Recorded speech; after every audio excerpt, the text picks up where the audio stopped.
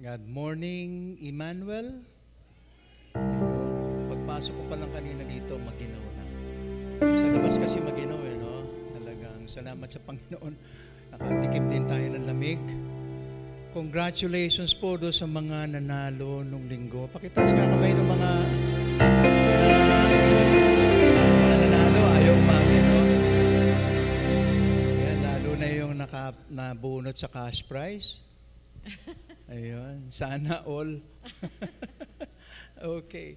So masaya po tayo noong nakaraang linggo. Salamat sa Panginoon sa mga blessings na binigay niya sa ating mga volunteers po, sa inyong lahat. Maraming salamat po sa inyong lahat. Alam po ninyo, napansin ko ngayon, maski gabing-gabi na o madaling araw, pag lumabas ka po, mapapansin mo, ang daming tao sa kalye. Sasakyan. Iniisip mo, mga bandang 11, maluwag na eh. Hindi po eh. Bandang alas, ang dami pa rin, lalo na yung mga kabataan po, grupo-grupo yung mga lumalabas. Iniisip ko, ano ba ang dahilan? Naisip ko, isa lang ang dahilan. Dahil parating na po ang Pasko. Tama po ba yun? Dahil parating na ang Pasko, kaya festive mood ang mga tao ngayon. Kaya naman, all smiles sa mga tao kahit na medyo nahihirapan. 29 days na lang, Pasko na, tama ba yung kwenta ko? Ayan, kung ready na kayo sa Pasko, ipamigay nyo na, huwag nyo nang patagalin. Para may second round tayo. Okay? So kung talagang masaya at festive po ang Pasko po natin, magbatian nga tayo ng Merry Christmas smile. Ayan. Ayan, yung talaga, parang yung tawa mo, nakatanggap ka na ng 13th month.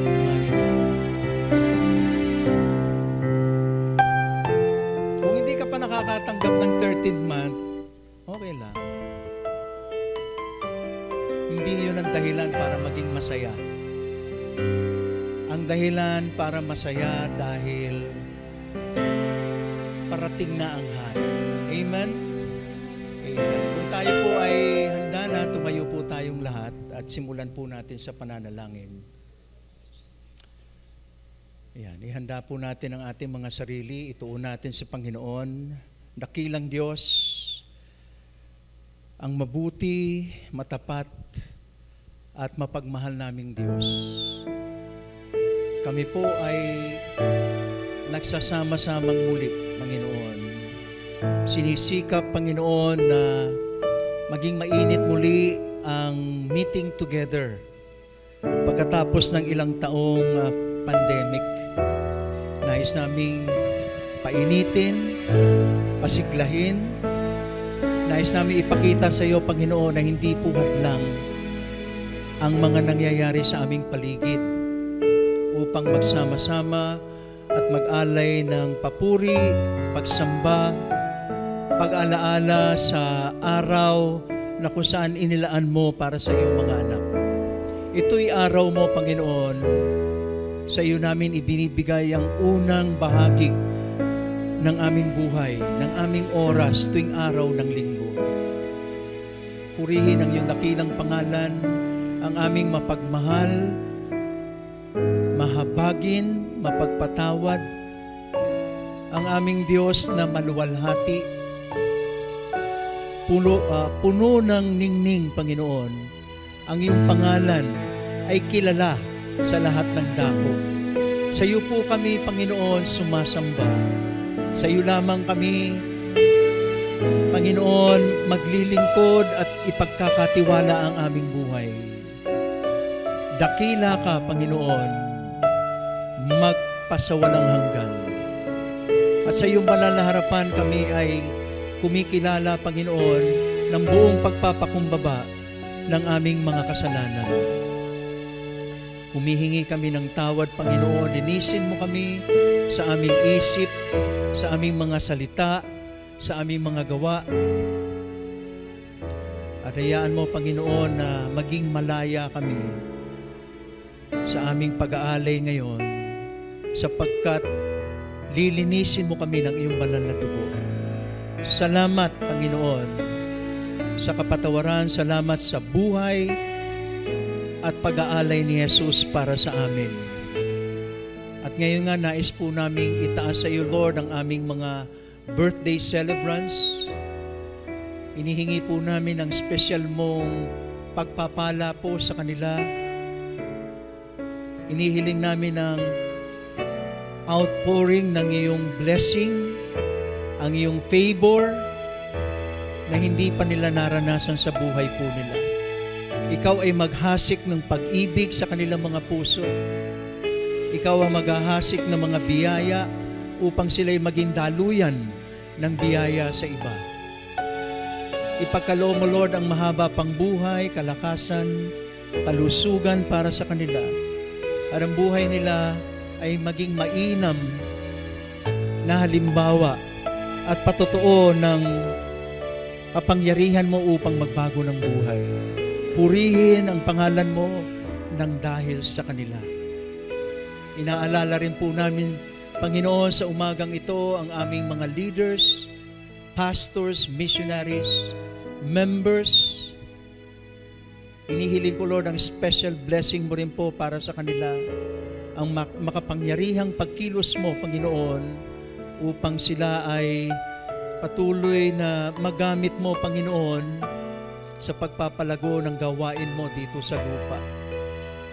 Nawa ikaw ang lagi pong mag-iingat din sa kanila, magbibigay ng kakayahan ng malinaw na pangitain patungo sa vision na iyong ipinagkatiwala sa Iglesyang Emmanuel. Hinihiling ko, Lord, na ikaw ang gagabay sa kanila araw-araw, hindi po sila mapapagod sa paggawa ng mabuti. Kasihan mo sila, Panginoon. Itinataas din po namin, Lord, sa iyo ngayong araw na ito, Panginoon, ang Sibap family. Inihiling po namin ang patuloy na pagkakaisa sa Vision 2025. At ngayong 20th Sibap Biennial Conference, nawa ay lalo po kaming magkaisa sa pangitaing ito, Panginoon. Magkaroon ng lalo pang init sa aming mga puso, sipag, tiyaga sa pagbabahagi ng salita mo, Panginoon. Sasamahan mo kami sa kabuuan po ng 4 na araw na conference at pagkatapos nito, Panginoon, babalik kami sa kanya-kanyang mga iglesia.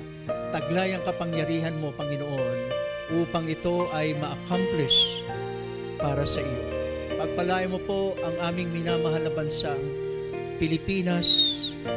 Hinihiling ko, Panginoon, nagabayan mo ang aming mahal na Pangulo sa kanyang pamumuno, makaisip ng mga pamamaraan na hindi kayang isipin ng sanlibutan ito, Panginoon. Makikita ng aming mga karatig bansa ang favor mo sa bansang ito. Ikaw rin ang magiging tagapagtanggol ng Pilipinas laban sa mga mapanlupig na bansa. Sa pangalan ni Jesus, nawa ay magkakaroon ng bagong sigla ang hanap buhay, ang negosyo, nawa mananatili ang kaayusan at kapayapaan ng aming bayan. Pagpalain mo po ang aming Bless Our Cups ministry. Ang mga life coaches, lagi mo pong bibigyan ng bagong lakas. Tutulungan mo kami, Lord, na maipagpapatuloy po namin ang masiglang paglilingkod, ang pag-akay sa aming mga minamahal na kapulisan. Palaguin mo sila sa pananampalataya, sa biyaya mo, Panginoon, at kaalaman patungkol sa Panginoong Hesus. Panginoon namin, alalahanin mo rin po ang aming ministry focus sa araw na ito, Panginoon, ang aming women's ministry sa pangunguna ng aming kapatid, Sister Marisa Villegas. Ang malinaw na pangitang ibibigay mo sa kanya at sa kanyang mga kasamahan. Patungo, Lord, sa malaking pangitaing ipinagkatiwala mo sa iglesyang ito. Pagpalain mo po sila, nawa po laging may kagalakan sa kanilang puso sa paglilingkod. Ang aming ministry, ang mission focus sa araw na ito, inaalaala namin ang ECMI Cabiao sa pangunguna ng aming Pastor Tito Antonio. Ikaw rin, Lord, ang magbibigay ng pangitain na ito magbubukas ng marami pang tahanan para sa gawain ng e-group ministry, ang pag-raise up mo ng mga manggagawa na magiging katuwang sa pangitain. Pagpapalain mo po sila, nawa ang favor ng community, lagi po nilang mararanasan, Panginoon, maging ang mga supernatural things sa buhay po nila, sapagkat sila'y matapat na naglilingkod sa iyo. Purihin ang dakilang pangalan ng aming Panginoong Hesus.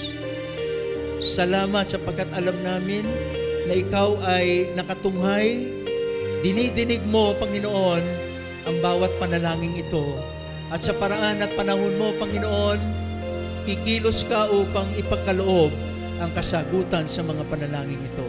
At nawa, ang lahat ng ito magbalik lamang ng luwalhati at karangalan sa iyong dakilang pangalan.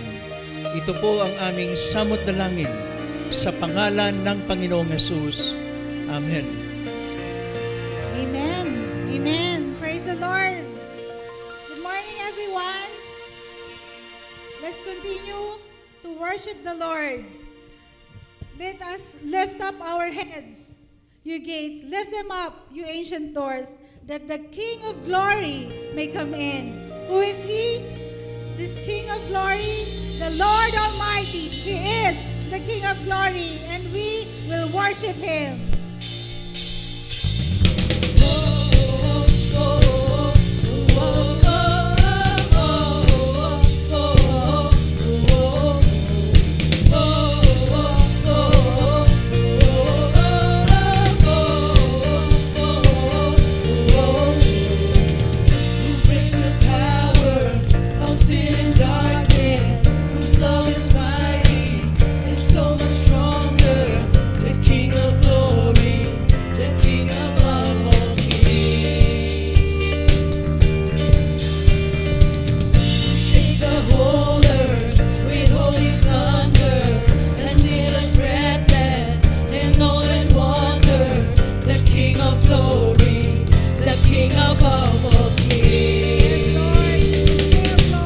Amazing grace. This is unfailing love, that you would take my place, that you would bear my cross. You laid down your life, that I would be set free.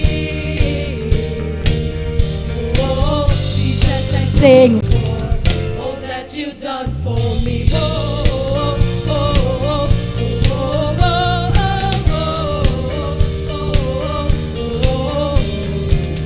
Who brings the chaos back into order? Who makes the orphans the son and daughter? The King of glory, the King of glory, who rules the nations with truth and justice, shines like the sun.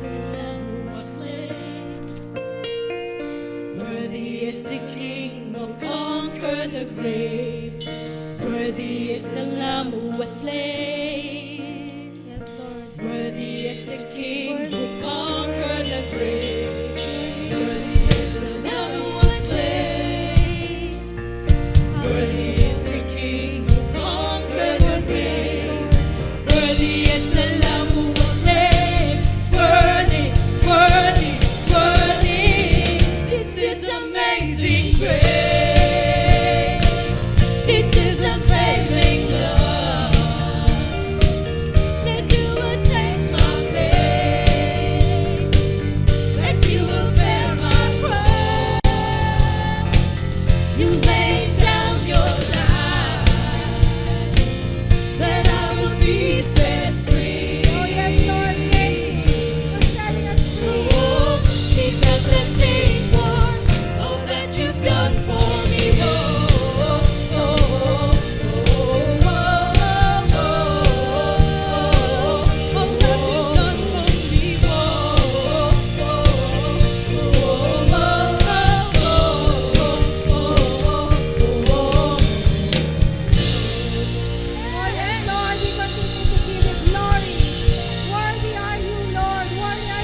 Jesus. And we continue to give you praise, Lord. We declare, Lord, these are your days. These are the days that you have ordained. And we give you praise, glory, and honor. These are the days of Elijah, declaring the word of the Lord. And these are the days of your servant Moses, righteousness being restored. And though these are days of great trial, of famine and darkness and sorrow, still we are the voice in the desert, crying, prepare ye the way of the Lord. Behold, he comes, riding on clouds, shining like the sun. And the trumpet blows, lift your voice, year of Jubilee, and out of Zion seal salvation comes. Hallelujah. And these are the days of Ezekiel, the dry bones becoming white flesh.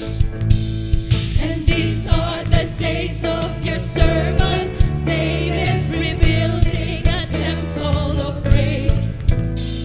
And these are the days of great famine, the fear of the thunders and we are the laborers in your vineyard, declaring the words of the Lord. Behold, he comes, riding on the clouds, shining like the sun.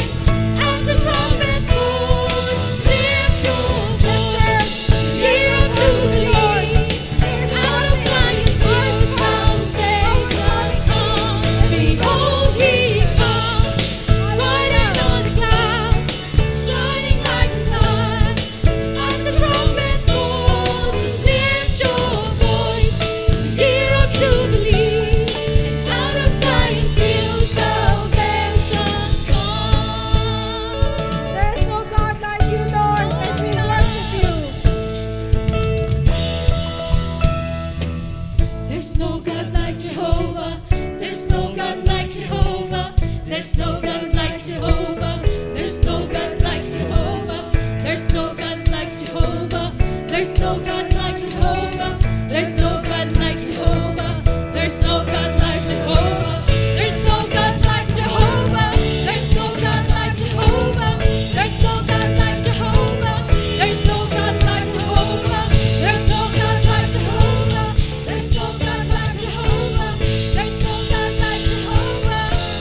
Behold, he comes, riding on clouds, shining like the sun. At the trumpet blows, lift your voice, it's the year of Jubilee, and out of Zion seal salvation comes. Behold, he comes, riding on clouds, shining like the sun. At the trumpet blows, lift your voice, it's the year of Jubilee, and out of Zion seal salvation comes.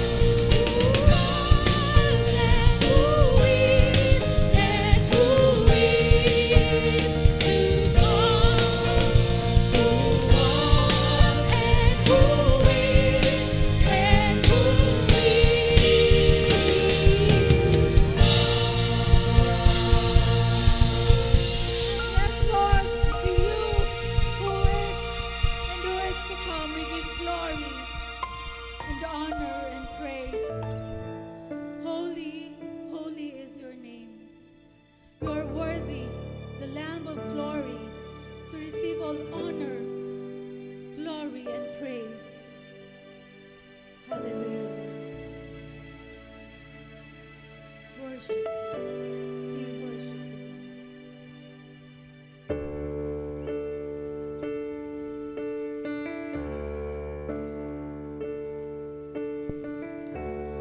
Worthy is the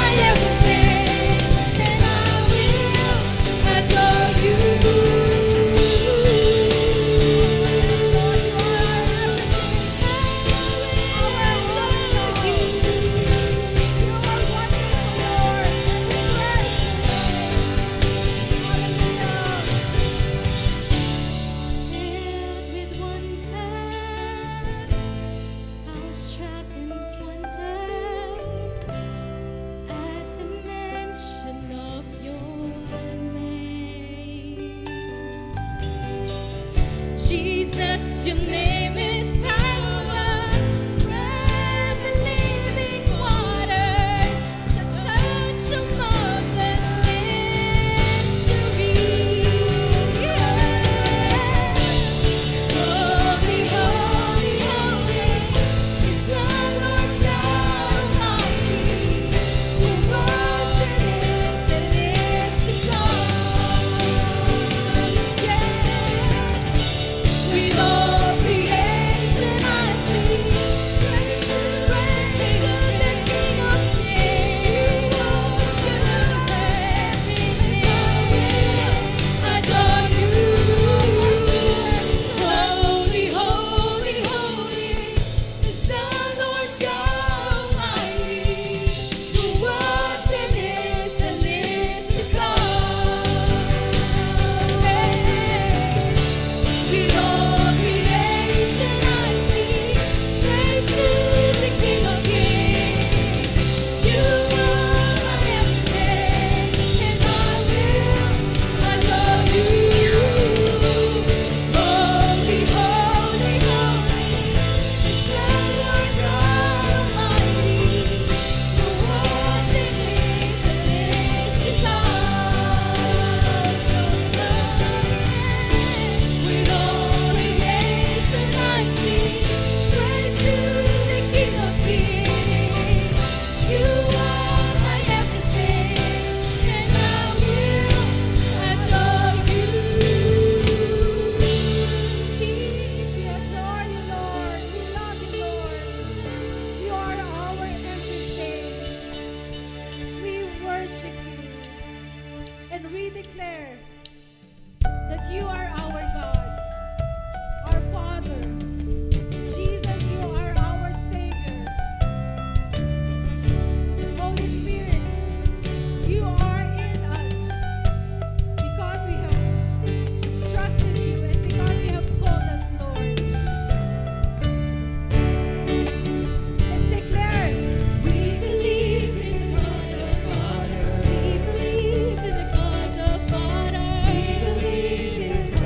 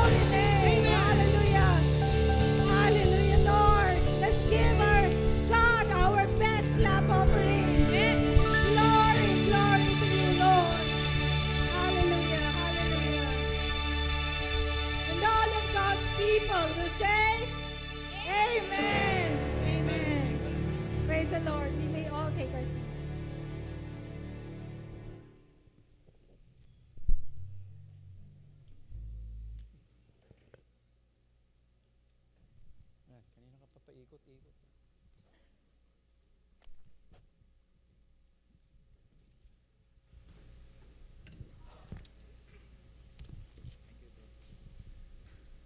Thank you, worship team. Bigyan po natin ng isang mainit na palakpak ang Panginoon. Come on.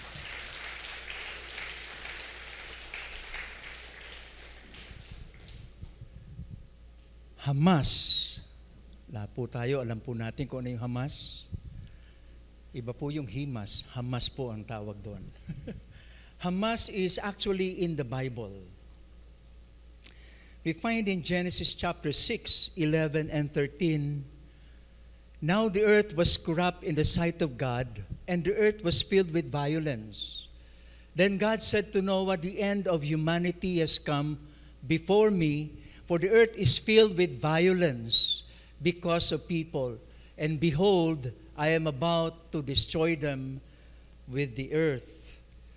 The word Hamas in Hebrew, or the word violence in Hebrew is Hamas.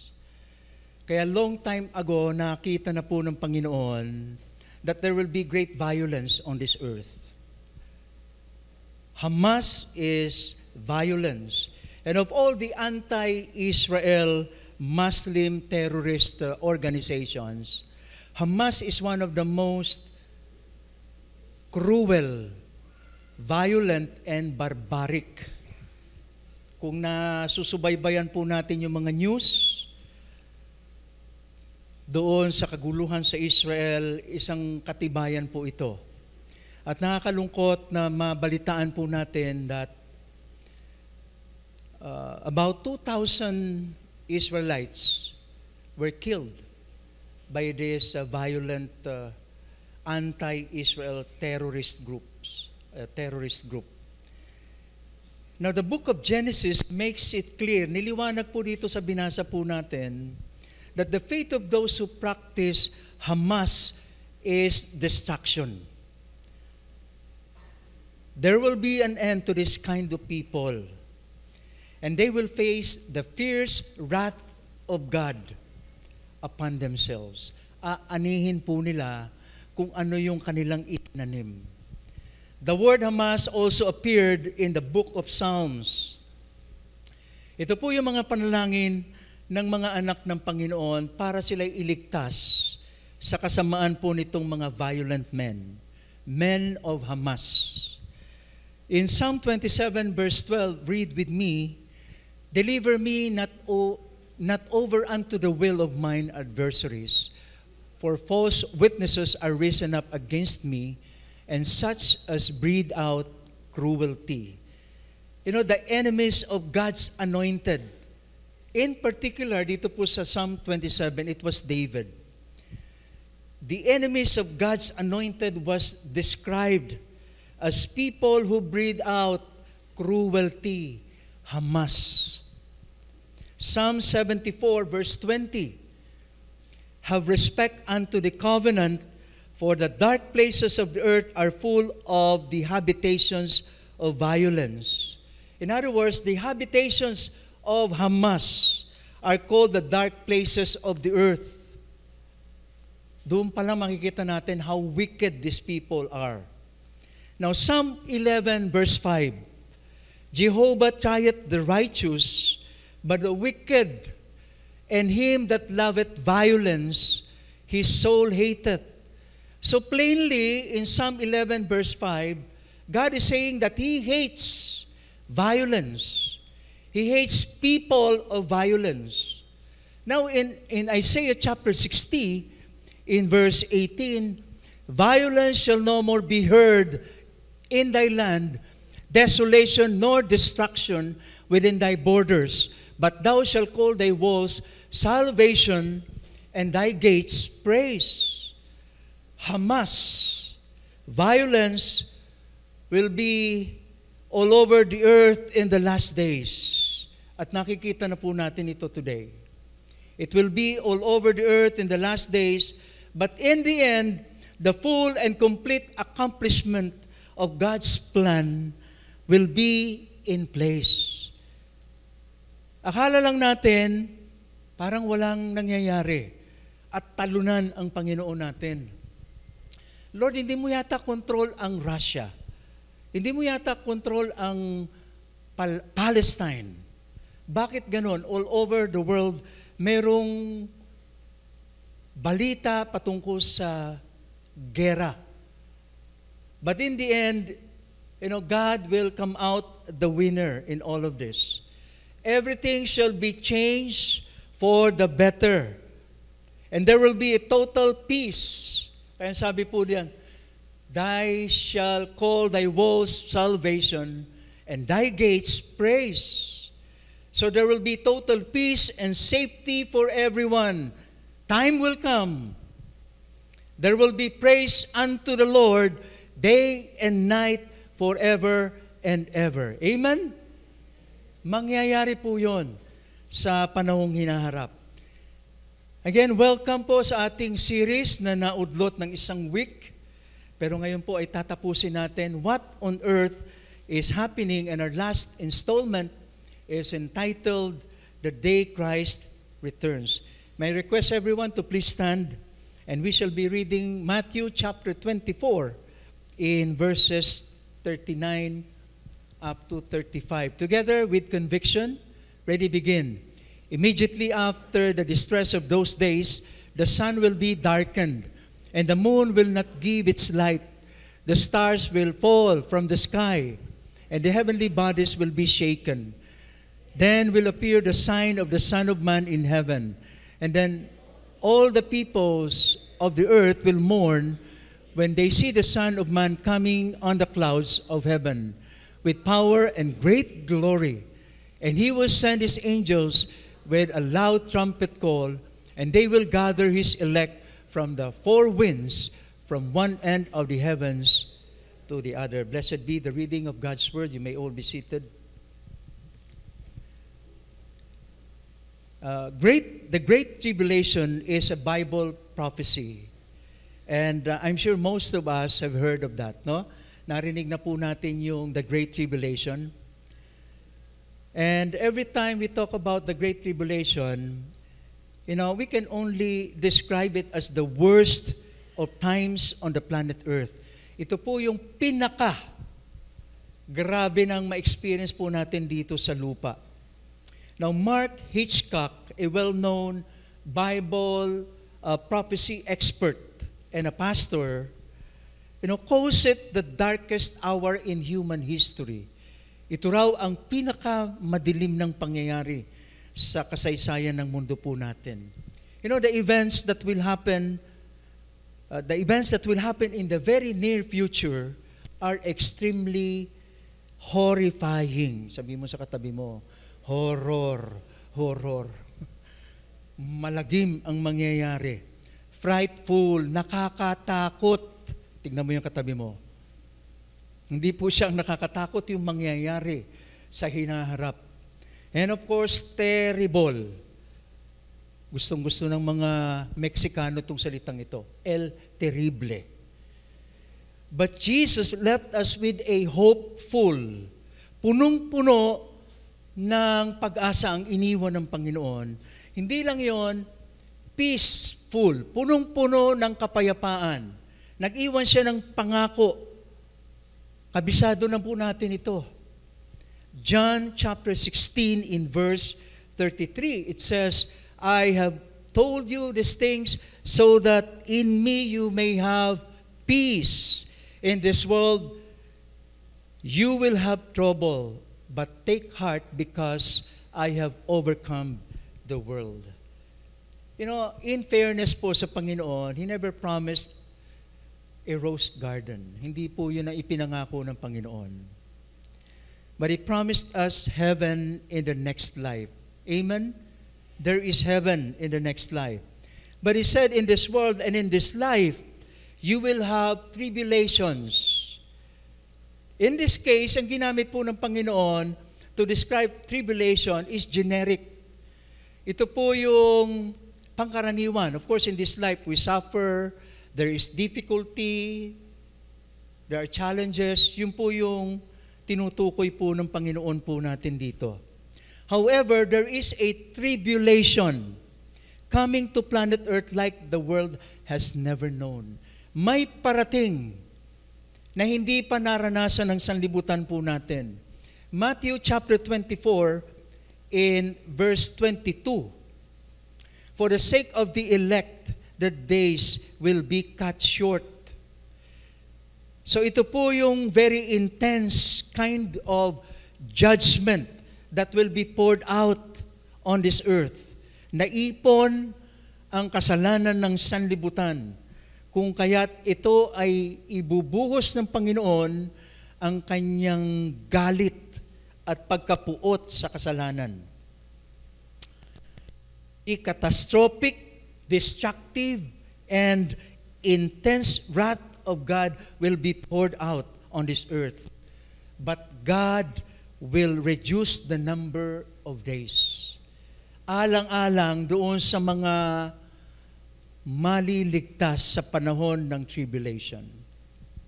Ito pong tinutukoy ditong panahon, wala na po tayo. Doon po sa paniniwalang pinangahawakan ko pong personal, sapagkat pre-trib ang aking posisyon. Meron pong nagsasabi na ito'y mid-trib. Pag maiksi naman ang damit mo, mid-trib yun. Meron namang post-trib.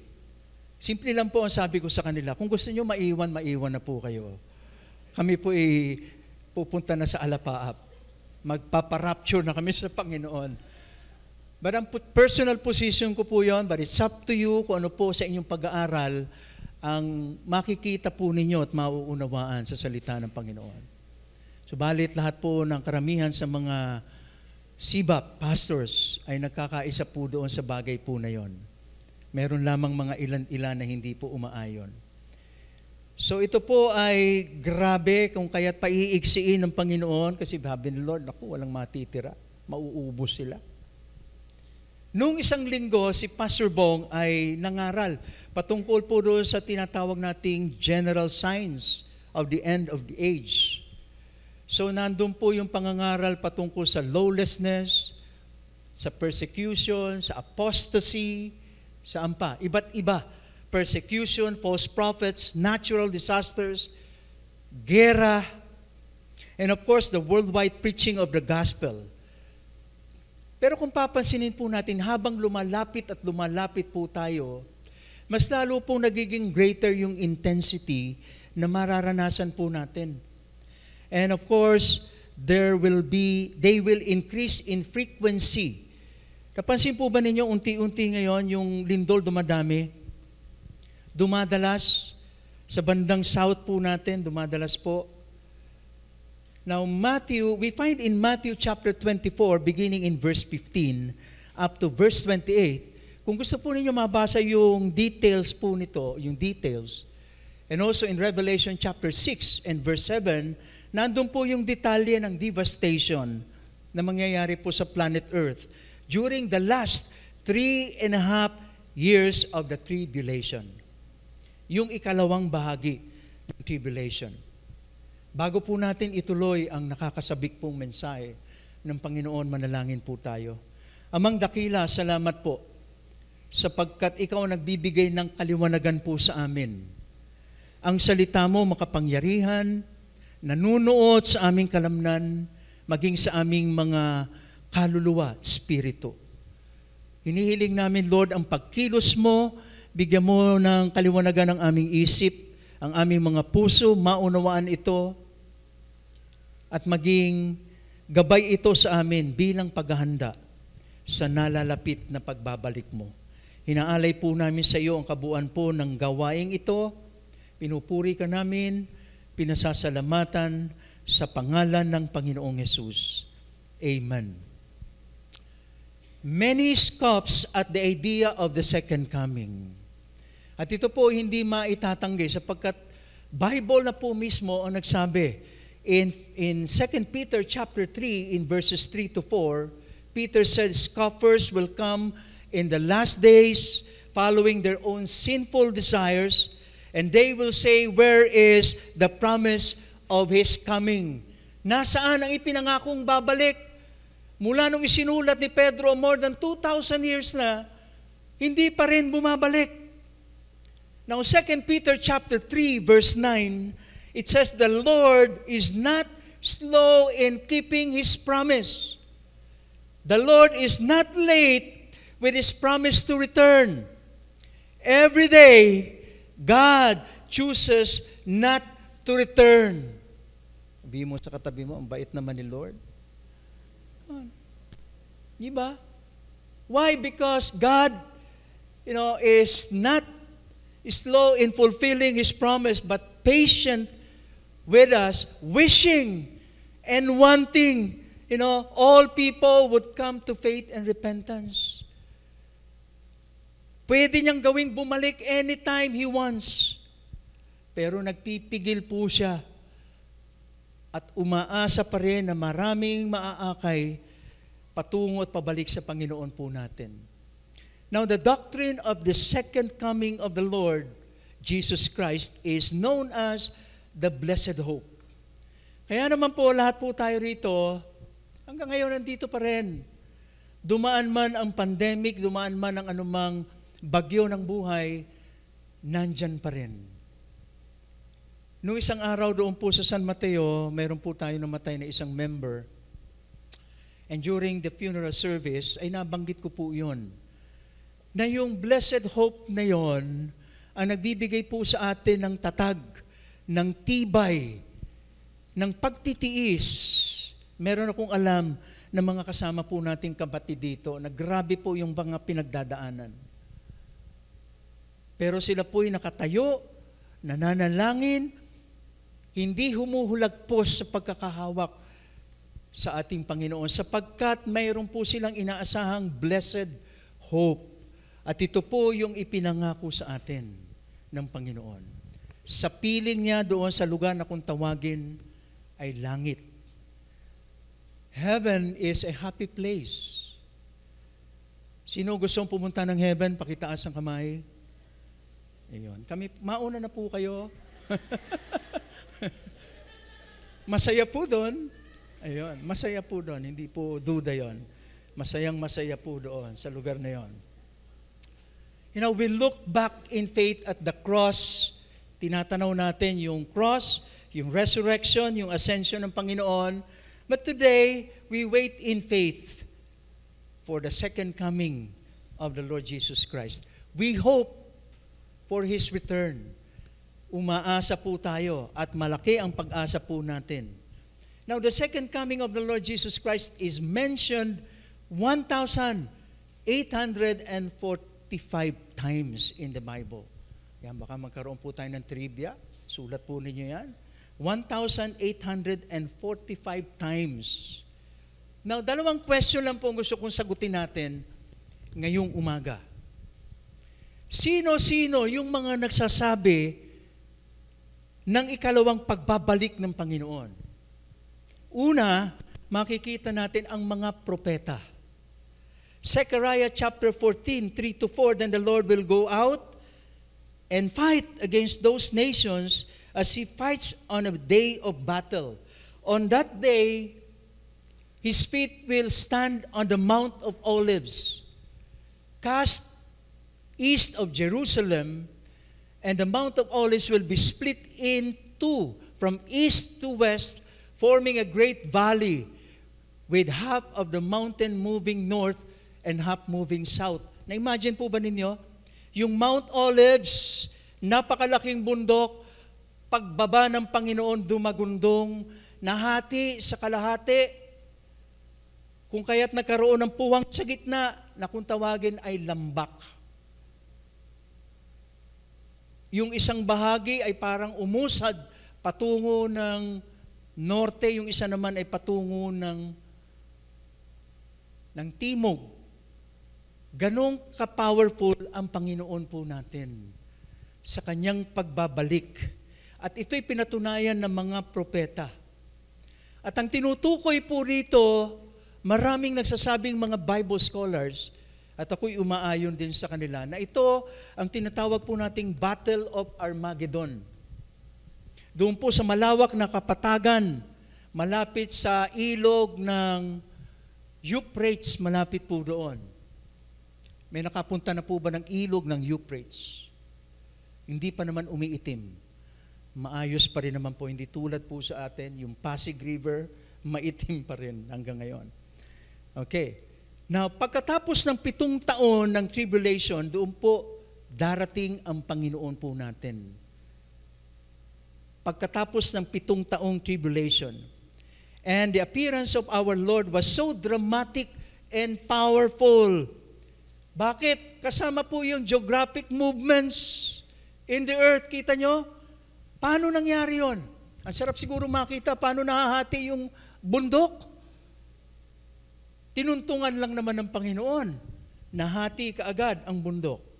Ang kanyang mga paa ay lumapat doon sa Mount Olives. At ito ay nag-split sa isang iglap. Pangalawa, ito'y binanggit din ng mga anghel ng Panginoon po natin. Doon sa Acts chapter 1, 9-11. Kayo na lang pong bumasa po nitong passage po na ito. Ito po yung tagpo na kung saan naroroon ang mga apostol at mga disipulo ng Lord doon sa Jerusalem. Nagtipon po sila doon sa upper room. Kaya ang tawag po nila dito, upper discourse. Upper room discourse. Binanggit ni Pastor Bong yung Olivet discourse nung nakaraan. Ito naman ay upper room discourse. At ito'y ginagawa nila bahagi ng kanilang pagsunod sa sinabi ng Panginoon. Wait until the Holy Spirit comes. Yun po ang bilin sa kanila ng Panginoon po natin. And we know the complete story. Jesus died on the cross. He was crucified. He was buried. On the 3rd day, He rose again from the grave. And after 40 days, He ascends into heaven.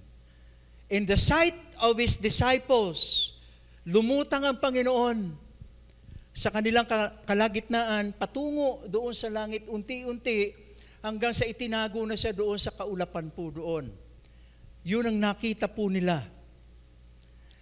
At winika ng mga anghel kung paano kinuha ng ating amang nasa langit ang Panginoon. Kung paano siya umakyat, si Jesus, sa langit.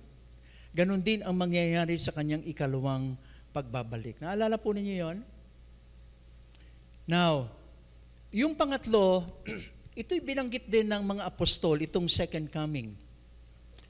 Sa Hebrews chapter 9, verse 27, alam na po natin ang kwento nito. Ito'y tumutukoy po sa kamatayan. Hindi po natin gaanong alam na ang Christianity is a resurrection faith. Maraming naniniwala na yung reincarnation is a resurrection faith. Pero ngayong umaga sasabihin po natin, ito po ay bulaang pagtuturo. False teaching. Ito po ay kulto. Ang katotohanan, Christianity is a resurrection faith. Jesus was offered once to bear our sins on the cross more than 2,000 years ago, and He will appear again the second time, not to deal with sin, but this time to save those who are eagerly waiting for Him. Yung unang pagpunta, para tayo tubusin sa kasalanan.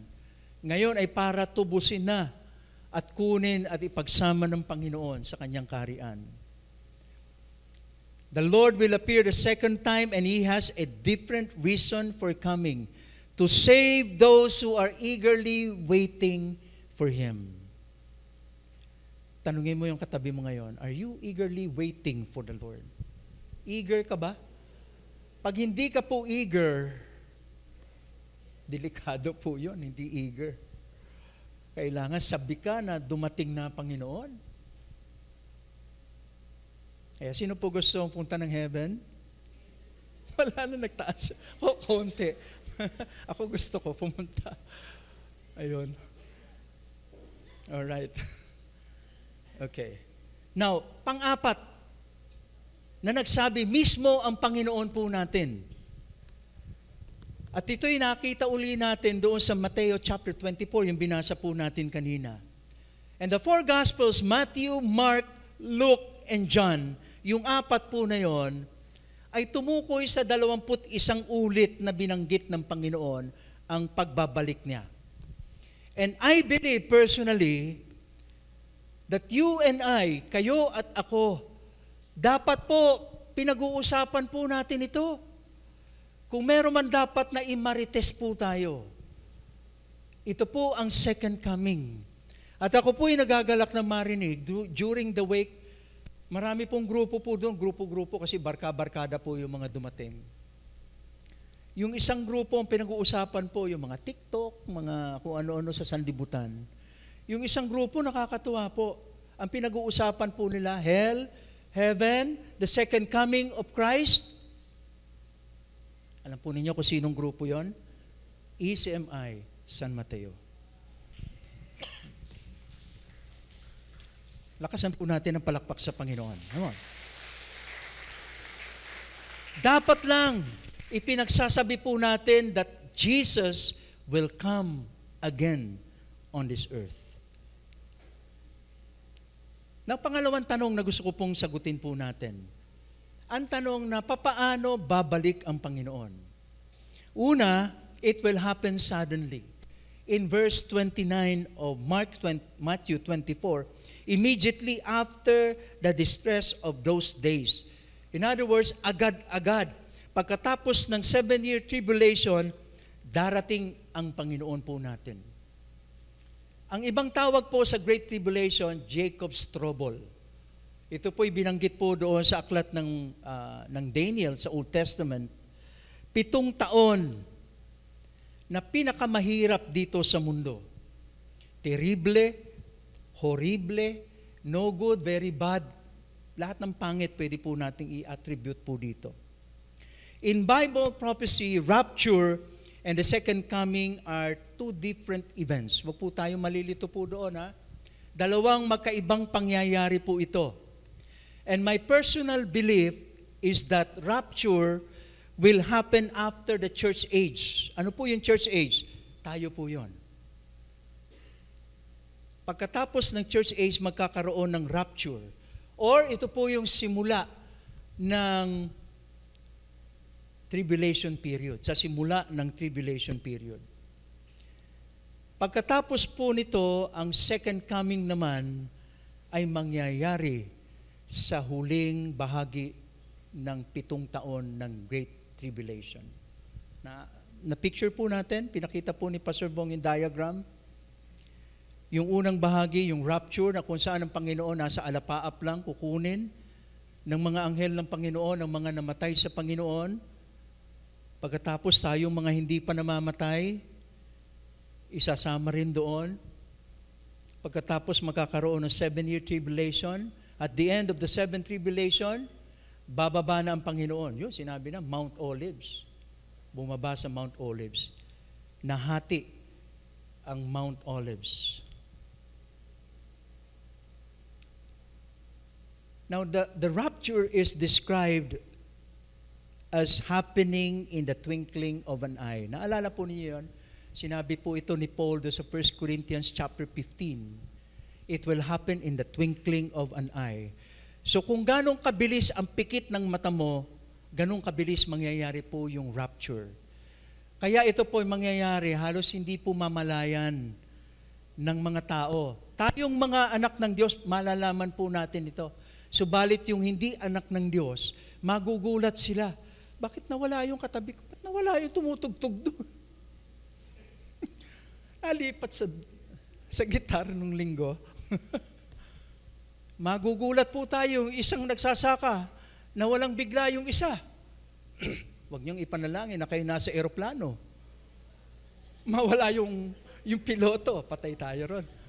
Paalis pa naman kami mamaya, baka biglang mag-rapture. Yun po ang ibig sabihin in the twinkling of an eye. Now yung second coming naman po is also sudden, but it happens. Sabi naman po ng 1 Thessalonians chapter 5 verse 2, it will happen like a thief in the night. Like a thief in the night. Surprising, catching many off guard like a thief in the night. So ganun din, Yung second coming naman, magiging kamalayan ng lahat. mananampalataya man sa panahon na yon o hindi. Yung rapture, hindi nila mamamalayan. At sila'y magtatanong ng maraming katanungan. Pangalawang bagay, ito'y mangyayari dramatically. Sa verse 29 pa rin, the sun will be darkened and the moon will not give its light. The stars will fall from the sky and the heavenly bodies will be shaken. So lahat po, even the heavenly bodies, nakita po ninyo, will submit and bow down before our Creator, the Creator of the world. And they will be shaken at His presence. Nakita po ninyo yung kapangyarihan niya? Even the heavenly bodies. Pangatlo, He will return visibly. Kitang-kita, katulad po na nabanggit ko kanina. Hindi ka man mananampalataya, nagtatago ka man sa kuweba, makikita mo ang mangyayari. Then will appear the sign of the Son of Man in heaven. Then all the peoples of the earth will mourn when they see the Son of Man coming on the clouds of heaven with power and great glory. Take note po yung word na appear. Napakahalaga po noon sapagkat ito'y tumutukoy na ang pangyayari ng second coming is not hidden to anybody.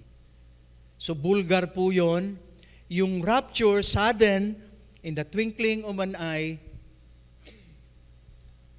the second coming is a dramatic event meant for the entire world to see Jesus Christ.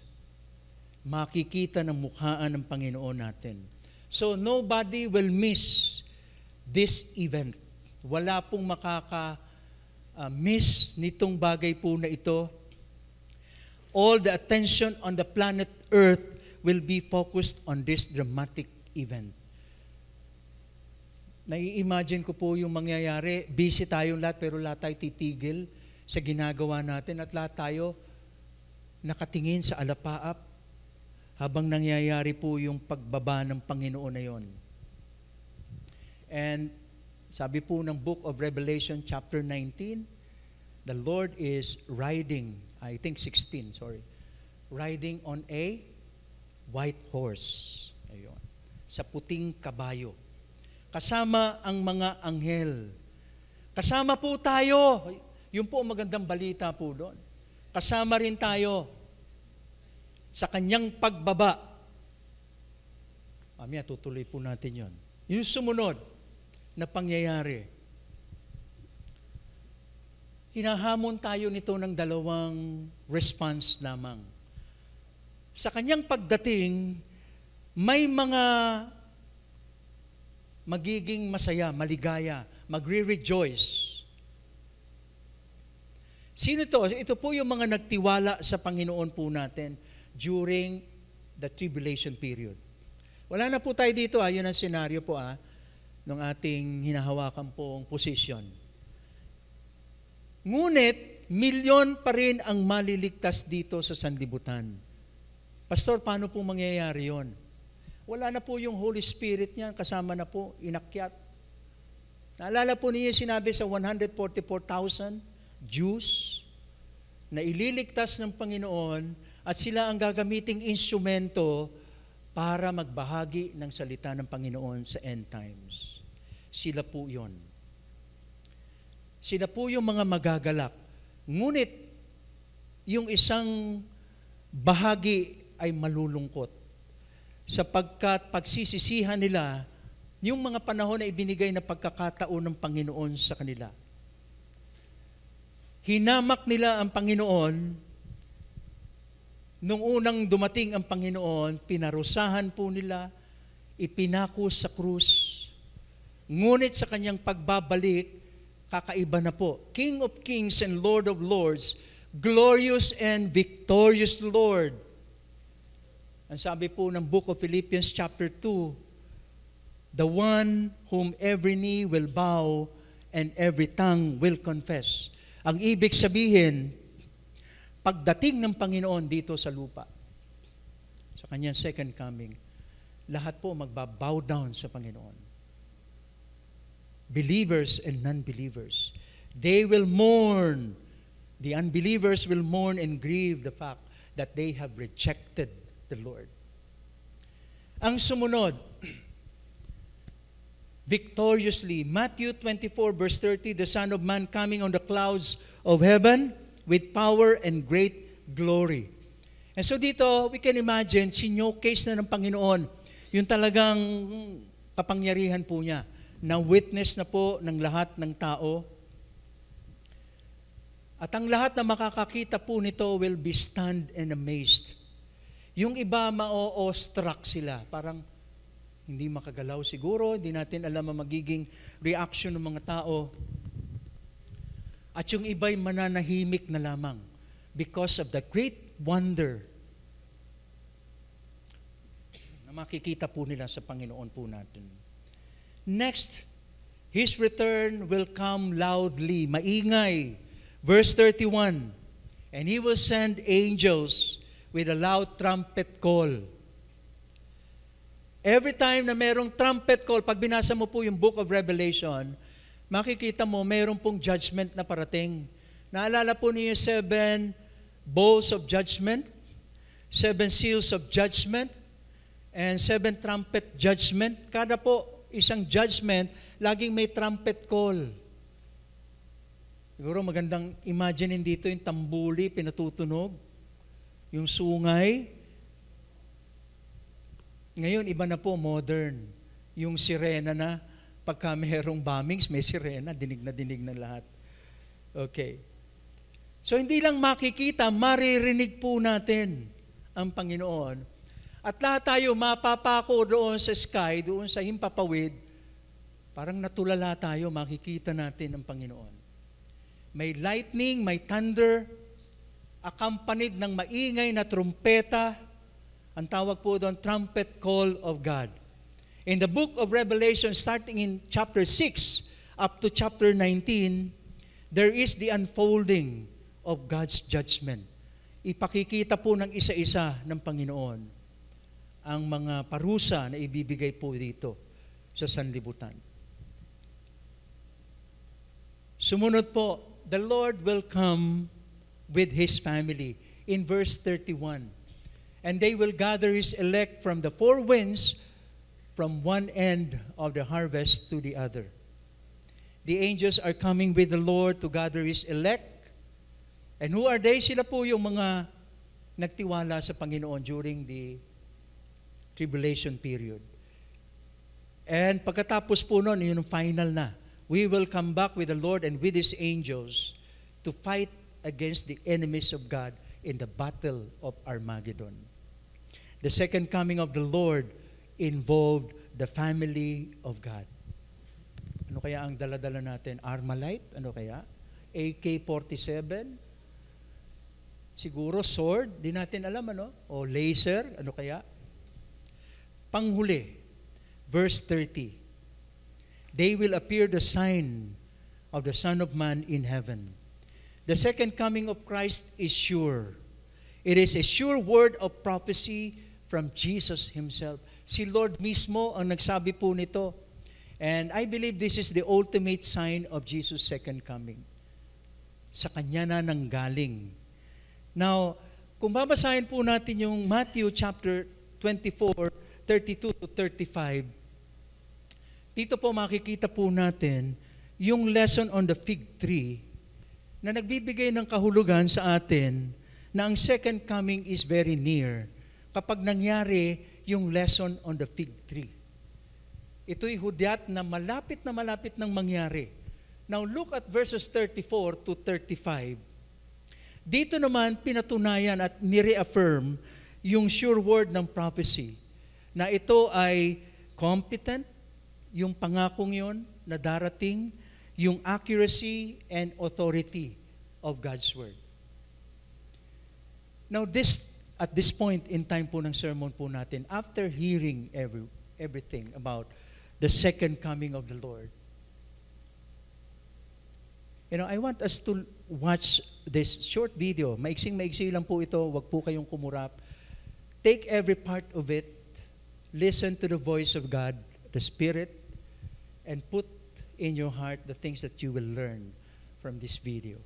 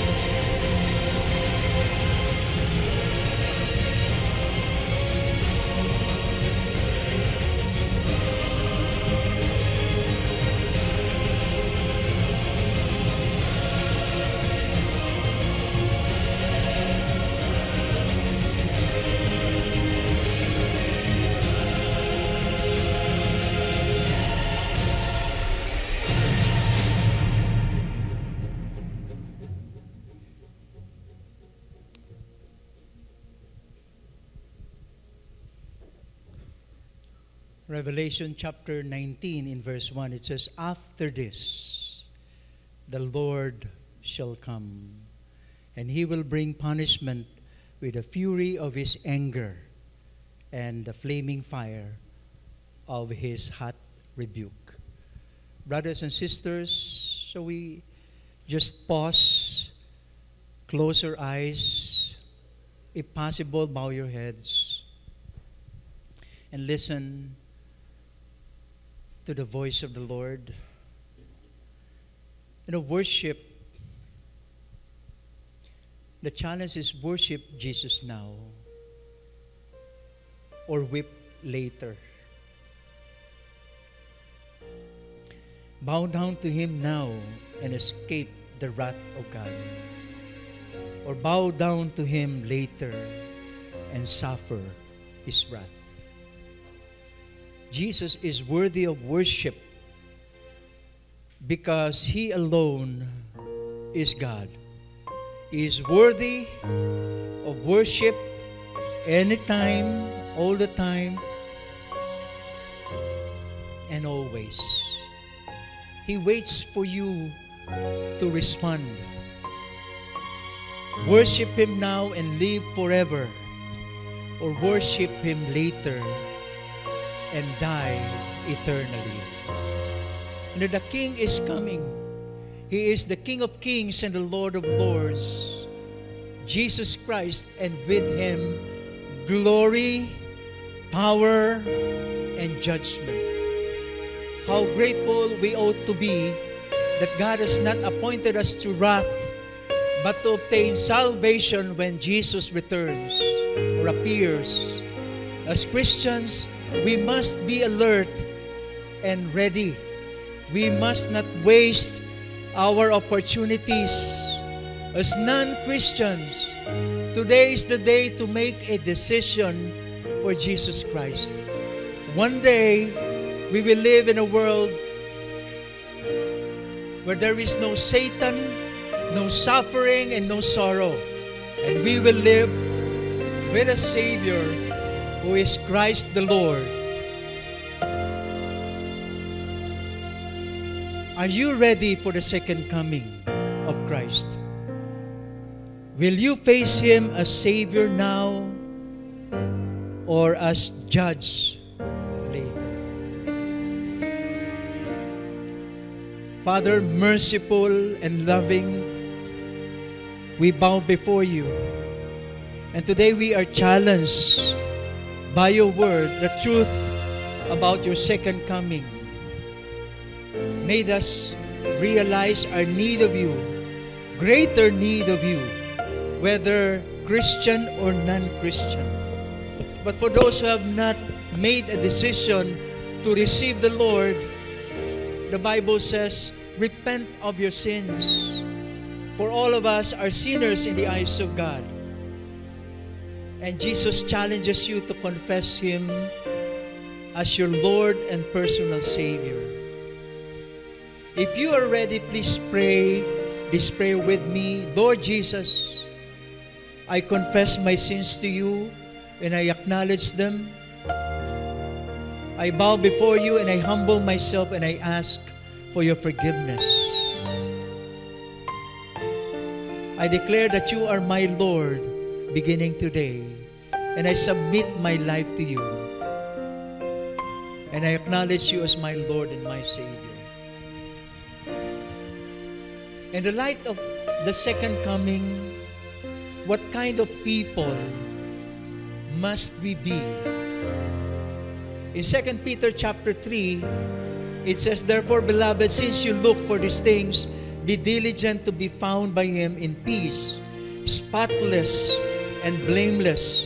Be on your guard so that you are not carried away by the error of unprincipled men and fall from your own steadfastness, but grow in the grace and knowledge of our Lord Jesus Christ. To him be the glory both now and to the day of eternity. Amen." Kung ikaw ang tinutukoy ng Panginoon at nagkulang ka sa bahaging ito, today, the Lord calls you, calls all of us to purify our hearts so that we are ready when Jesus comes for His church. Father, forgive us for our lackluster kind of life. Forgive us for most of the time we give in to sin, to the lust of our flesh. Cleanse us through and through with the blood of the Lord Jesus Christ. And beginning today, Lord, we ask for that empowerment, that special enablement, so that we can live the life you want us to live while we are patiently waiting for the time that you will come on this earth and take us to be with you in heaven. Father, thank you. And allow us, Lord, that as we go out of this place, we bear the mark, not of the beast, but mark of the Holy Spirit empowered life for all of us, so that our lives will be a shining testimony and will be an instrument of your truth, so that many, many people will come to the saving grace of the Lord Jesus Christ. To Him, everybody say, to Him be glory and power and honor. And to Him belongs eternal praise forever and ever. And all the people of God say, Amen and amen. Amen. Praise the Lord for His message. Jesus, our King, is coming soon. Amen. And as we wait, with joy in our hearts, let us continue to dedicate our life to the Lord. And as part of our dedication to the Lord is our tithes and offering. Let us prepare our tithes and offering as we offer them to the Lord. For those joining us online, you may give your tithes and offering through these bank accounts that are flashed on the screen. Let us pray. Our Heavenly Father, we thank you for your promise that you will take us to be with you. And while we wait for that day, Lord, we will continue to live by faith and to love you with all of our hearts. Lord, we pray that you will use these gifts, Lord, these tithes and offering from your children to give glory to your name and for your gospel to be preached to the ends of the earth. We give you glory, Lord. We praise you in Jesus' name. Amen. Let us give to the Lord with joy in our hearts.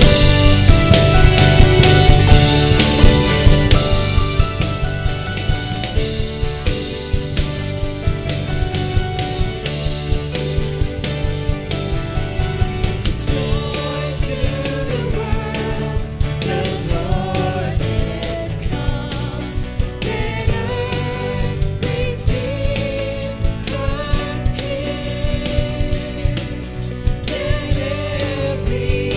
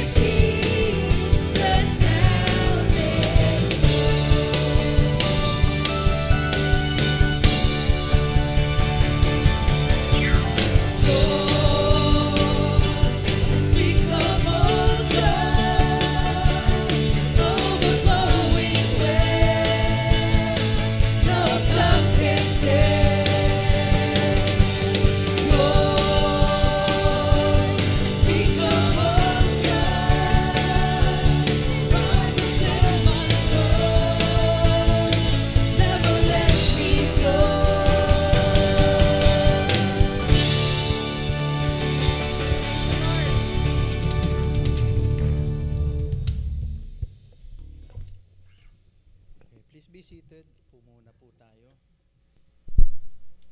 Salamat po sa mga nakasama po natin online. Merry Christmas po sa inyo. At sa mga naririto po sa ating sanctuary, maraming salamat po sa inyong lahat. Announcement po natin mamayang anong oras ito, 1:00 or pagkatapos ng service, yung pong ating Generation for God Lego Youth Service. 12. Ayun, 12 daw. Ayun, magpapakain siguro sila. 12. November 26, ngayon po yon, imbitahan po natin yung ating mga youths. And of course, yung ating ikalabindalawang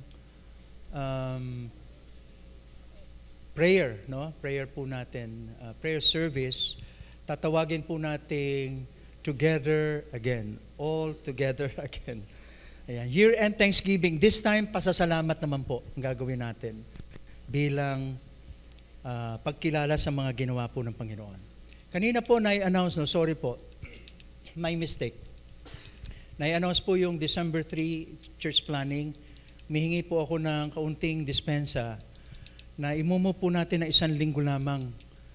Pagkat yung ating po mga outreaches ay hindi pa po sila hindi pa nila maayos yung kanilang mga plans at nag-uusap pa po kami tungkol po doon.